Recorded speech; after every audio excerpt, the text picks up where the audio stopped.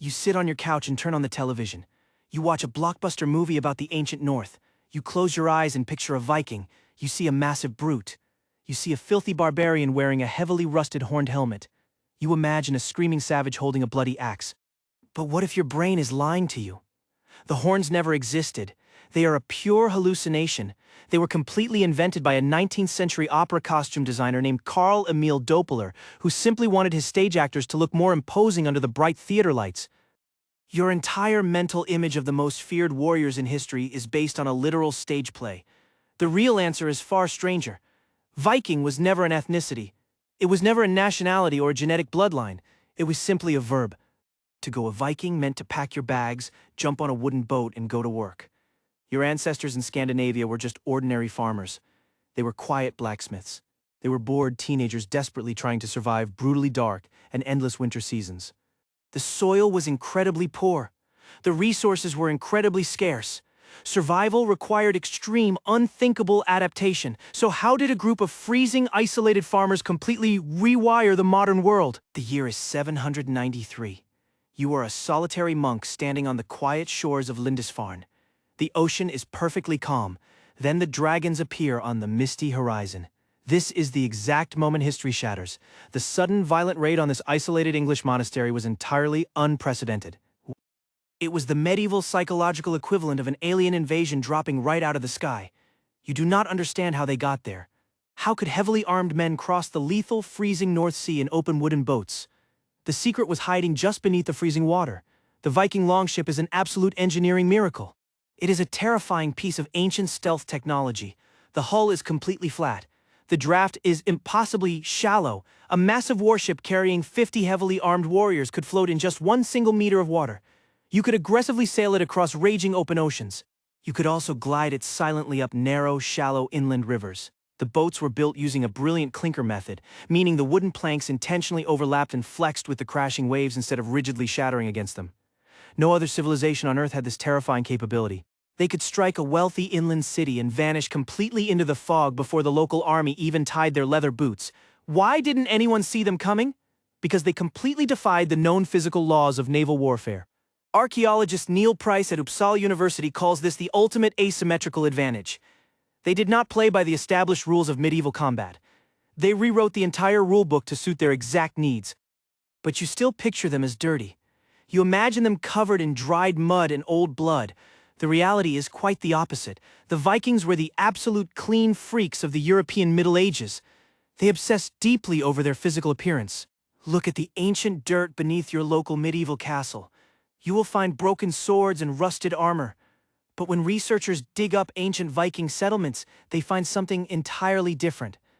Archaeologist Steve Ashby from the University of York has cataloged thousands of these strange, highly intimate artifacts.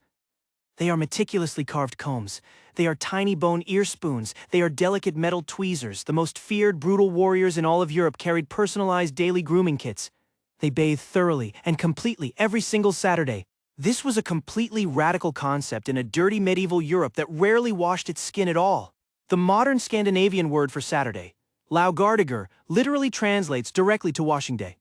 They even wore dark, heavy eyeliner, made of crushed antimony and burnt ash. It carefully protected their eyes from the glaring, blinding sun reflecting off the winter snow. It also made them look absolutely terrifying in hand-to-hand combat. Would you expect a ruthless raider to care deeply about his split ends? English clerics actually complained bitterly about this bizarre behavior. They wrote frustrated, angry letters detailing how Viking men were successfully stealing the hearts of local noblewomen simply by taking regular hot baths, changing their clothes, and combing their hair. The shocks to your modern assumptions do not stop there. Think about the average medieval women of mainland Europe. They were legally classified as mere property. They were trapped forever in extremely rigid, deeply religious social structures. But in the frozen, harsh north, the rules were radically different. A Viking woman proudly held the heavy iron keys to the family farm. She completely controlled the complex household finances. She could legally own vast tracts of highly valuable land.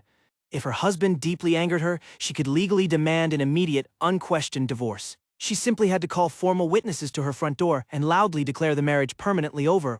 Could a woman also hold a heavy iron axe? For centuries, male historians loudly laughed off the idea of the legendary female shieldmaiden.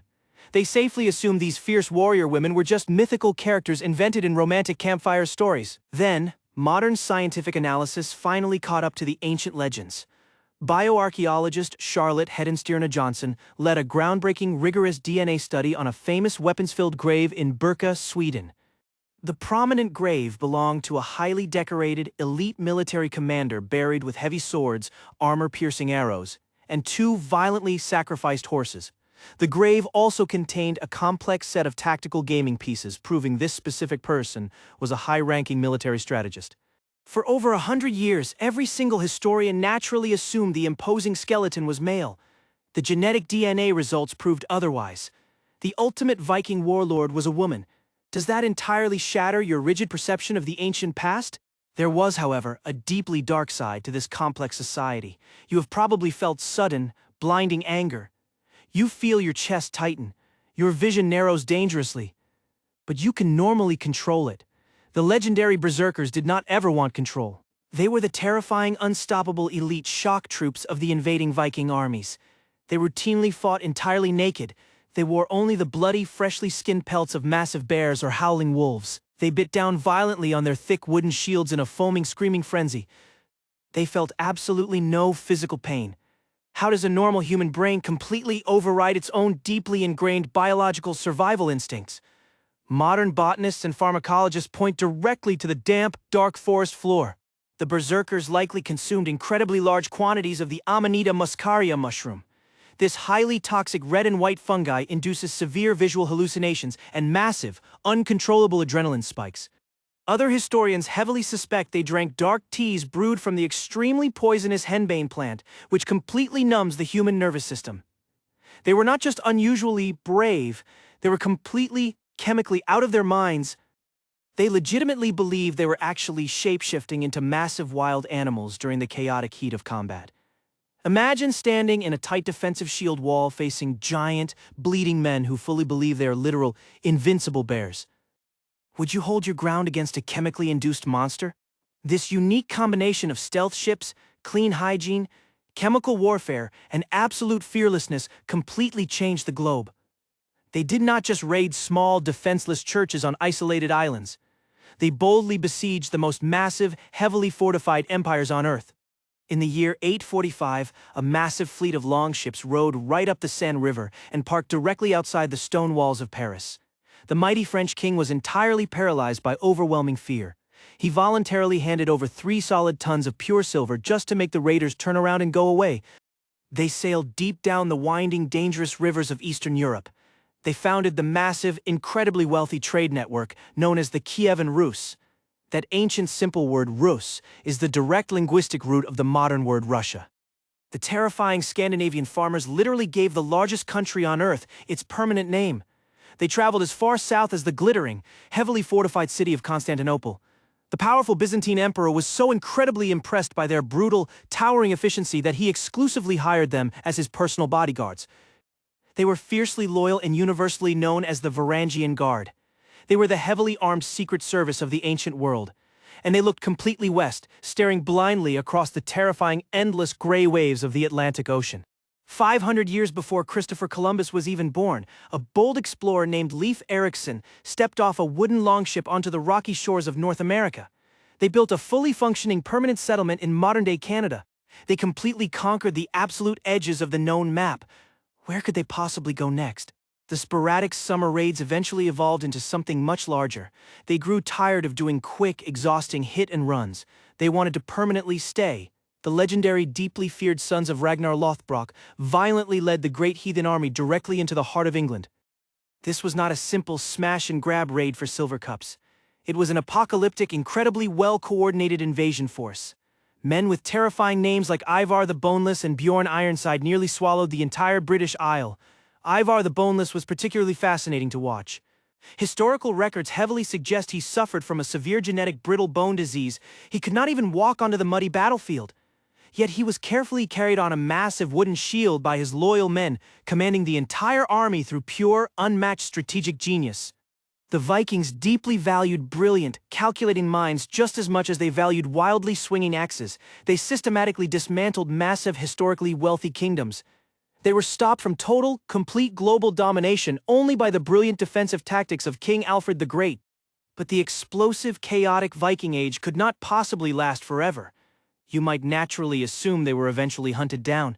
You might blindly think they were completely wiped out in a massive, fiery, glorious final battle. The brutal, bloody clash at Stamford Bridge in 1066 is often historically called the definitive end of the entire Viking era.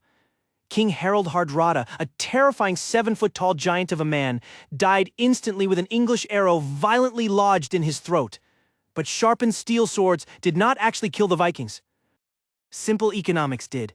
As the ambitious Scandinavian kings grew incredibly wealthy from massive international trade networks, they realized a cold, hard truth.